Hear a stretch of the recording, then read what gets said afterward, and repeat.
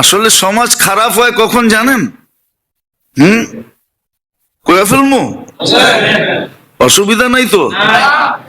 বখিলদের হাতে যখন মাল চলে যায় তখন সমাজের বেড়া গরক হয়ে যায়। বখিলদের হাতে যখন মাল চলে যায়, মাল যখন বখিলদের হাতে যায়, কিতাবের লেখা, আমার লেখা না, আল্লাহ রসুল বলে গেছেন, আমি বলি নাই। বখিলদের হাতে যখন মাল চলে যায় তো সমাজের বেড়া গরক হয়ে যায়, সমাজ ব্যবস্থা তখন ভাঙ্গা পড়ে।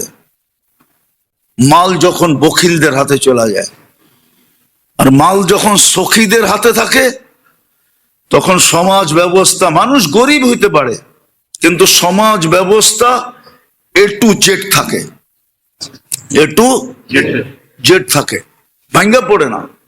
যেমন আজকে সমাজ ব্যবস্থা ভাঙ্গা পড়ছে, মাল সব এক শ্রেণীর লোকেদের হাতে চলে গেছে, যারা ছাড়তে চায় না আরো বাড়াইতে চায়।